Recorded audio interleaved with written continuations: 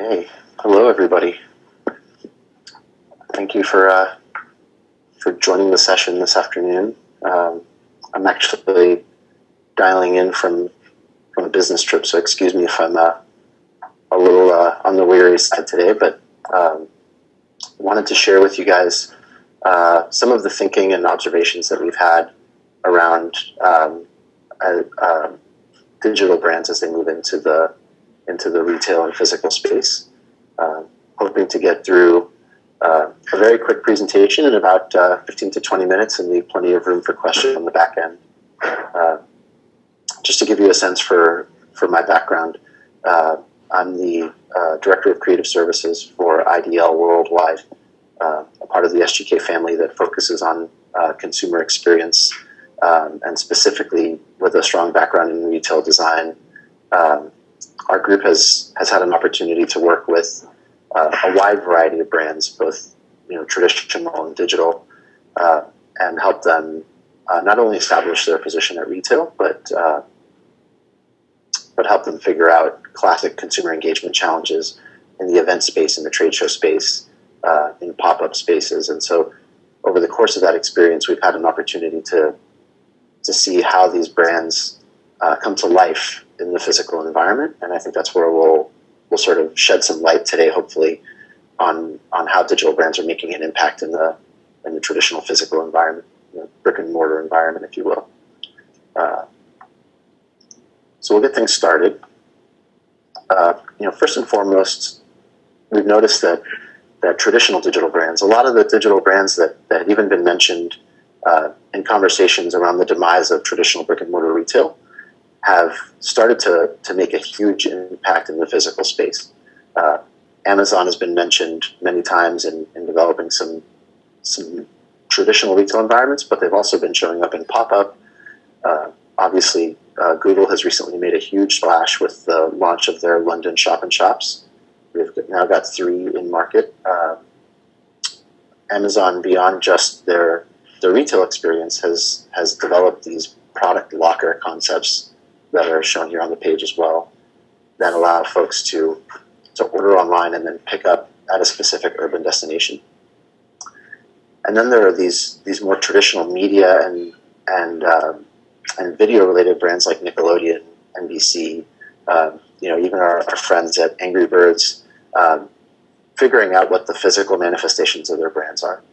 And the one key takeaway as to why or how these brands have decided to make an impact is that they're realizing that there's still this moment of truth that happens when a consumer and a product meet in a physical environment. There's only so much that you can do in the virtual and digital world to make these types of consumer connections. And as brands have started to create products of their own, Amazon with the Kindle, Google with all of their Android and Chrome devices, they're starting to realize and learn that these key moments where the products and the consumers intersect are critical, not just to their interest in the product, but critical to long-term brand loyalty. And what we're finding is that these brands are bringing a new, fresh perspective to that physical space. So the question, obviously, that comes up oftentimes is what is that omnichannel recipe, right? Omnichannel is now, I would call it, a long-standing buzzword in marketing circles. Most people know the basics of what omnichannel means, but those of us who focus on the physical environment really see a broad variety of channel recipes, and brands that really understand how to maximize that omnichannel approach understand not just that they need to share their brand in via multiple channels, but they understand how to write that recipe, where to place their greatest emphasis for greatest impact. Not to say that the physical environment is always that location, but we're finding that digital brands are now starting to understand and share some of their learnings in the physical space and starting to add that physical environment or display environment as a part of that multi-channel, omni-channel recipe.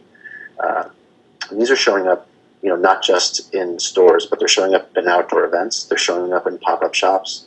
They're showing up certainly at trade show. One of the trade show examples that I've come across recently that I was surprised by and that I really enjoyed was NBC Universal showing up, say, at CES.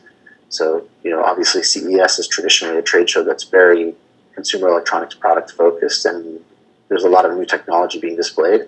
That new technology, as with digital signage, is only as good as the media or the content that provides it and fuels it. So NBC Universal has really made a play in the physical space, not just through their tourist and destination retail environments, but through their connection to CES and the trade show environment as well.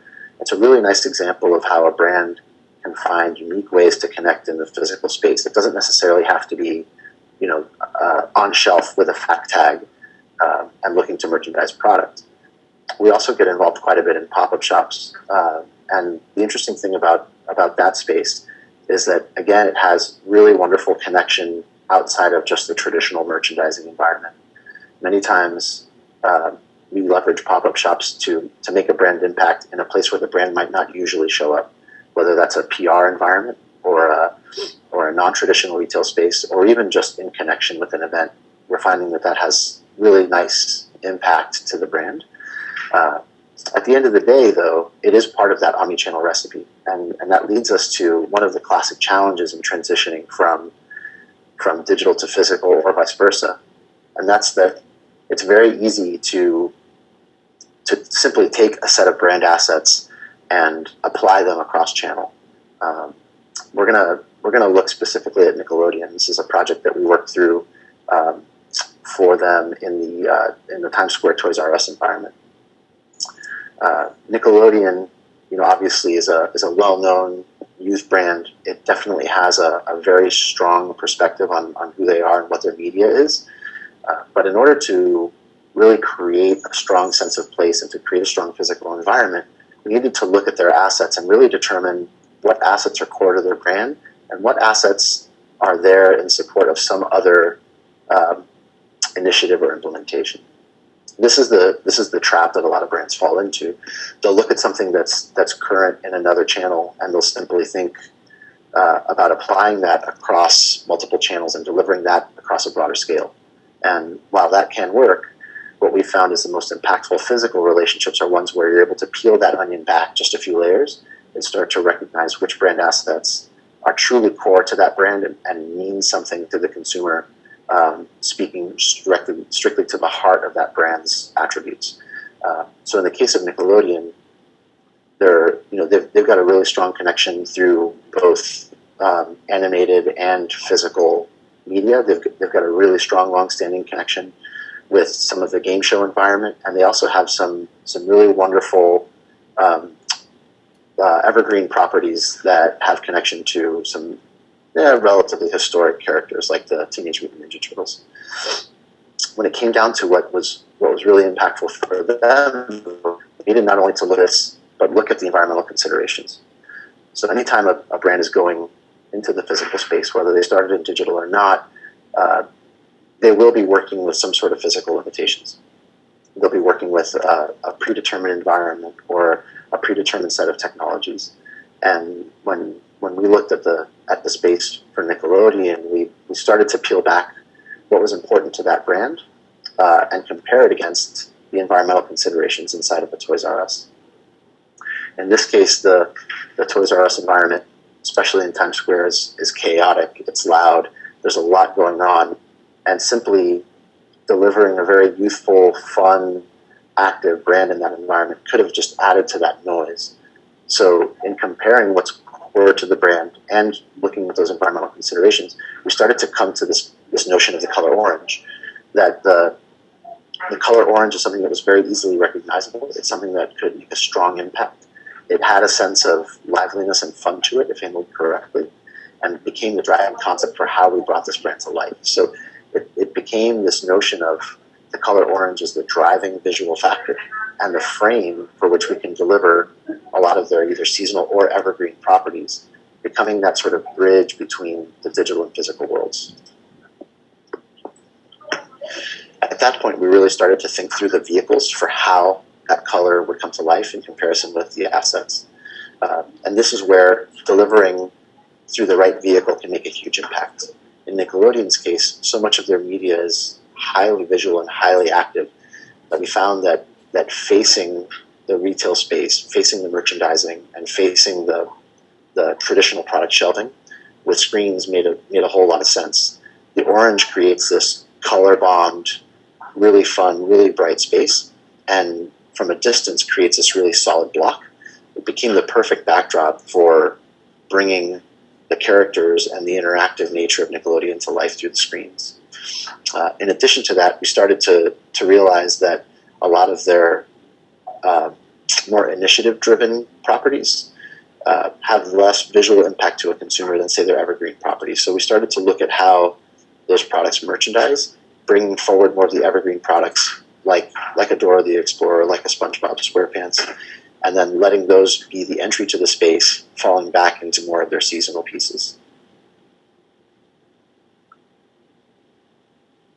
At that point, you start to think about a very different set of details. You know, in a traditional digital brand, the media, the interactive component, the online media has a certain set of requirements. The physical space can have a very different set of requirements. For instance, if you'd like to color bomb that space orange, how do you then deliver some rich imagery in support of that? What are the details behind the screen technology? How do you transition from a non-branded or retailer-branded space into a branded space? And this is where we really started to sort of finally craft what that final solution was. In this case, the 80-inch screens that we chose to face the fixtures with were a mix of interactive and non-interactive screens. And we felt like it was important when the screens weren't being interacted with that they delivered a consistent message all the way across board, and that they not be 4 or 5 individual screens, each with their own message.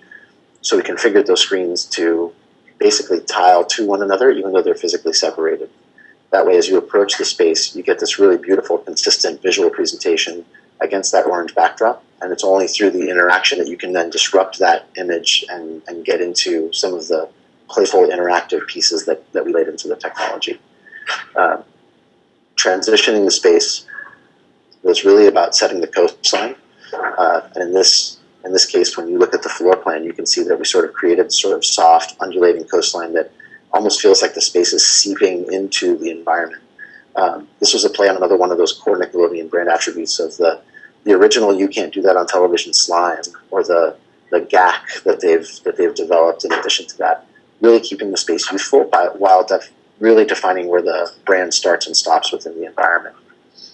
And then this tonal treatment that we laid onto the columns was an opportunity to bring some of those evergreen characters to life in a subtle way without disrupting that orange color bomb that we had created for the space. And finally, it's really about connecting the end solution. The opportunity to bring some digital and bring some technology to the environment while maintaining a really colorful, bright, youthful space was an important piece. But whether it's Nickelodeon or it's another brand, it's important for this channel, especially because it delivers sometimes in a unique setting, to really connect back to those core brand attributes in a way that will be consistent to the consumer. And one of the core tenets of omnichannel marketing is the fact that consumers don't recognize the difference between channels any longer. And so you've got to find unique ways to extend the story, to give them something memorable, so that when they hit the online version of that story, that it feels consistent, it feels compelling, and even though your imagery may not be exactly what you deliver, say, online versus in the store, the message is the same. The impact that you're delivering on the consumer is the same. And at the end of the day, it speaks to that same core brand that you're trying to connect to the consumer. In this case, it was really through the level of interactivity. So these do not touch calls to action that obviously kids want to touch as the first chance they get, are directly connected to some of their online experiences. And the interactive solutions that we created here start to bridge that gap between the interactive in store and the interactive, say, that you would find online.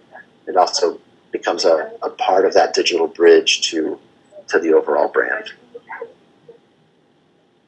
So what does this all mean? we walked through one example very quickly, but really one of the things that digital brands moving into the physical space are really teaching us is that you've got to find the right balance to your channel recipe.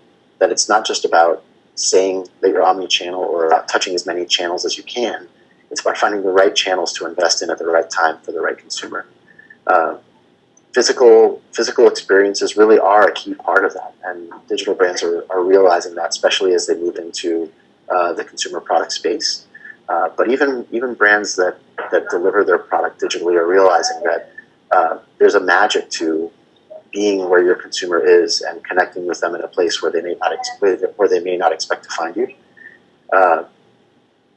Digital brands are really no different than any other brand when you're considering that matrix. It's really about understanding what the brand believes in, what that brand's hook is to the consumer, and delivering that in a unique and compelling way. And in getting to the core of the brand, the idea of it simply replicating assets, it's a little bit of a risk. It may miss the point. And really, you've got to do a little bit more homework, especially in the physical space, to understand which components of the brand are going to translate well into the physical environment. It really requires a fine balance between what those core brand assets are and the core value that you're trying to deliver. But when it's done correctly, it can deliver something that really emotionally connects with consumers. And at the end of the day, it's still a place where consumers are standing in front of your brand, wallet in hand. It's a very rare opportunity. As a matter of fact, one of the articles that I've seen recently that really drives that home is a Forbes article that mentioned that somewhere between 70 and 80% of consumers do their research online, but not that many convert into the physical space. Also, on that same token, not as many consumers actually convert in the digital space. So there's a really nice back and forth that consumers are starting to realize, and a nice cadence that consumers are starting to realize between digital conversion and physical conversion. Many times the physical conversion is a convenience play, but it's also an opportunity to surprise and delight that consumer with something that they simply couldn't get online. And with that, just checking my watch briefly, we get to the end of the quick deck that we put together for today's chat, and would love to field any questions. Really appreciate the opportunity to speak to you guys today. It's my pleasure, and would love to open up the dialogue to any questions that you might have.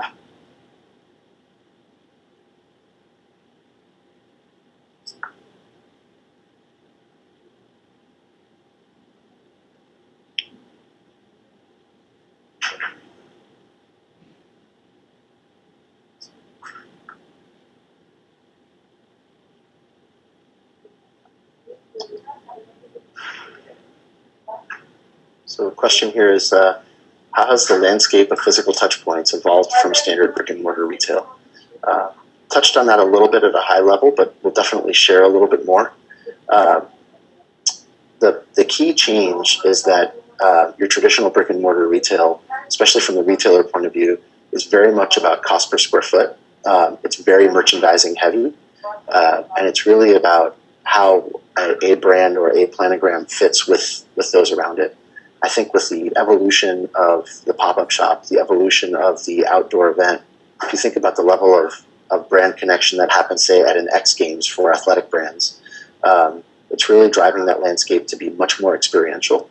I also think that the advent of online purchasing has also kind of loosened the noose a little bit on brick-and-mortar retail in regards to what that cost per square foot or density model looks like. It's not so much an environment of stack it high and watch it fly, which used to be an old retail adage.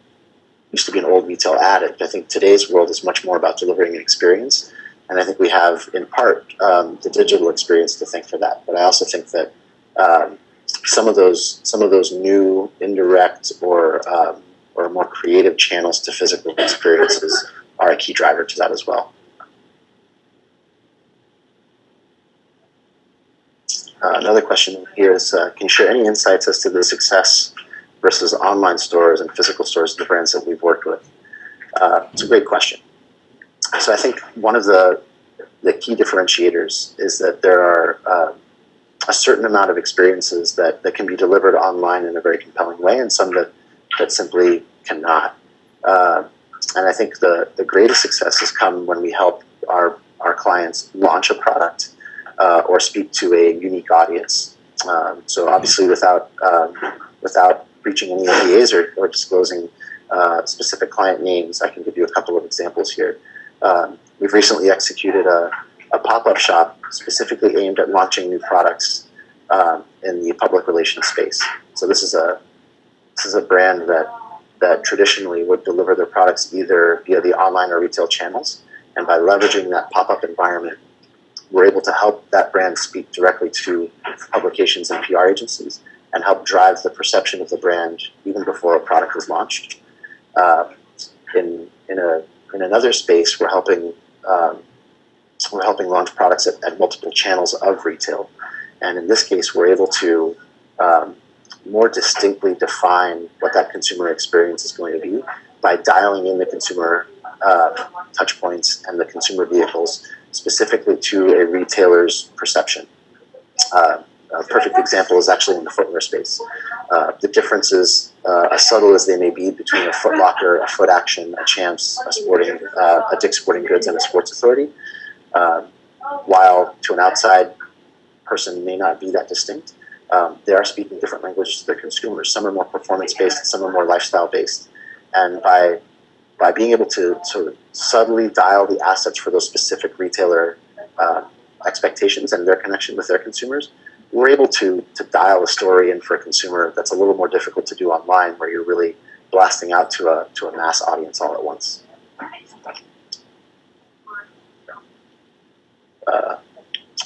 Another question that came through here is, are we finding that clients are already on board with this perspective? Yes and no. I think we're finding we're coming across a strong group of clients that are seeking us out because they're on board with this perspective. It's something that they've come to realize. But I also find that in many cases, when we have initial conversations with clients, they're in exploration mode as much as the agencies or the creatives are. In many cases, they're looking for better ways to execute across channel. We had a client last year that was looking to launch a new product and was really exploring what retail could be for them as a channel.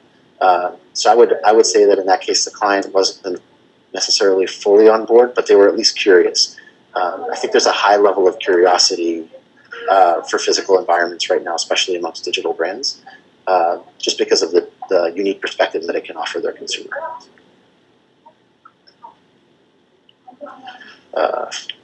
So another good question: are typically orders fulfilled from inventory on the shelf or ordered and delivered? And I think that varies greatly from brand to brand.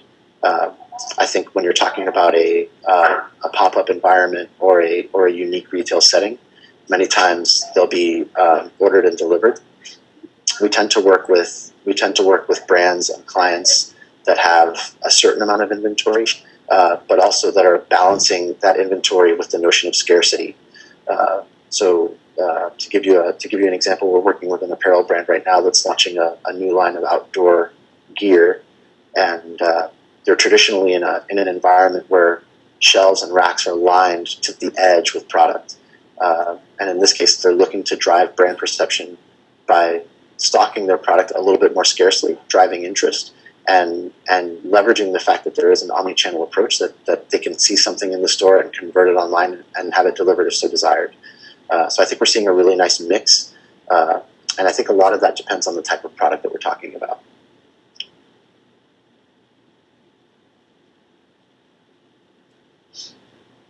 Another good question here. What have digital brands brought to the physical space from a technology standpoint? It's a good question, because technology has been a part of retail for a few years now. I would say for the past 10 years, technology has been an integral part of the retail story, but how it's used is evolving. So, we often will find an attempted digital signage or a video screen on a display at retail. But I think one of the things that digital brands are teaching us in this physical space is what to do with those screens. In many cases, the level of interactivity has been really enhanced by way of these digital brands. For example, in the new shop that Google has just launched, it's not just about digital signage for them. They actually have a super large format Google Doodle screen where you can use wireless technology to actually, and while you may question whether or not that helps Google sell another Android device, it certainly is a way to connect with their brand and something that people got to know about their brand in the online space in a very interactive, very fun, very physical way, and just increases their brand perception, particularly fighting against that sort of big brother effect that Google can have on consumers in the digital environment.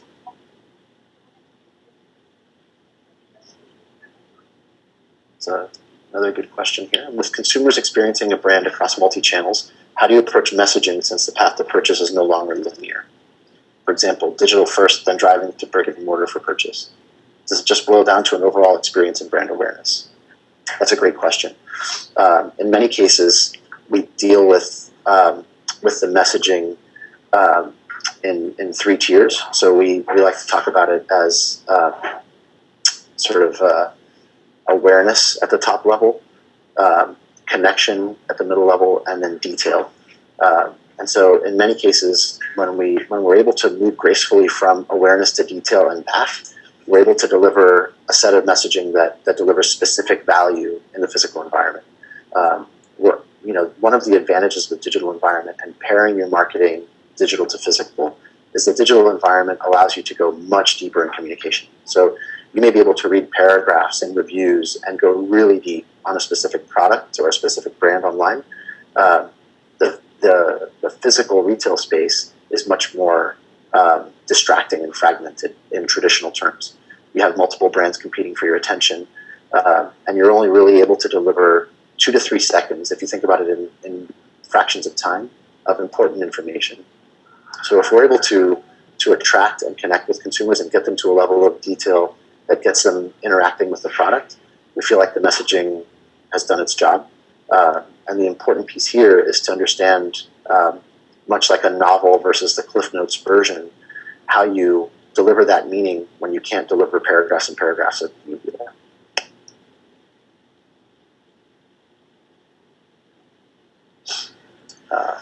Another question here is, can you speak to the role of the salesperson and team member and how that's being looked at differently? Also an interesting question. We use some retail landscapes that digital brands tend to show up in. So for example, the Best Buy environment. The Best Buy environment has a very unique challenge when it comes to the salesperson and team member, in that your traditional Best Buy blue shirt may not be as deeply aware or knowledgeable about a specific product as you might like them to be. But what we're finding is that through the use of more unique retail methodologies, through the use of pop-up shop, through the use of events, you're able to look at those salespeople or team members as brand ambassadors. And that has actually started to leak into the brick-and-mortar retail environment as well. If you look at, for example, what Apple has done, Apple has really leveraged that salesperson touch point as a real strong point for their brand. The way that their salespeople interact is completely different than what you would expect. Their ability to use technology in the moment is also a really, really strong factor to their interaction. But even in indirect channels, you're starting to realize that, say at a retail event where you're inside of a Best Buy, brands are starting to invest in that salesperson or team member as brand ambassador, and really delivering in short bursts, delivering folks who are very well versed in product and that are actually on brand with their product in the store for a short period of time.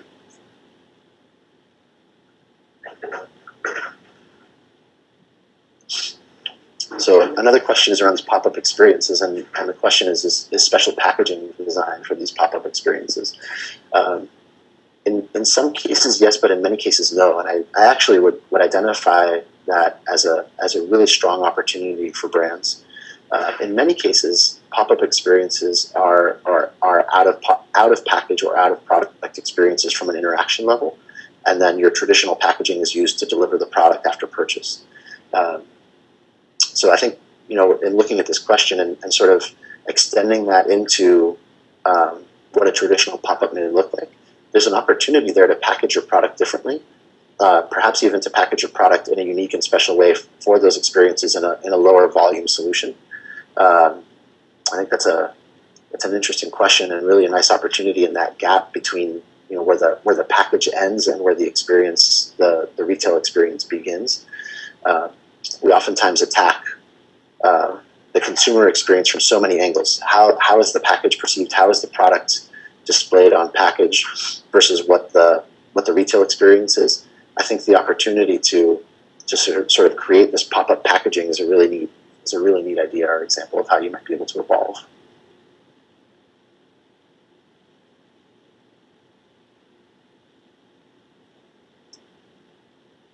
Okay. Well, if there are no other questions, I will let you guys get back to your day. Thank you again very much for taking the time to join us today for the session. Hope that you guys got a little something out of it, even if it's just a sneak peek into how some of these brands bring things to life in the physical environment. And look forward to seeing more of these in the future. Thank you guys very much.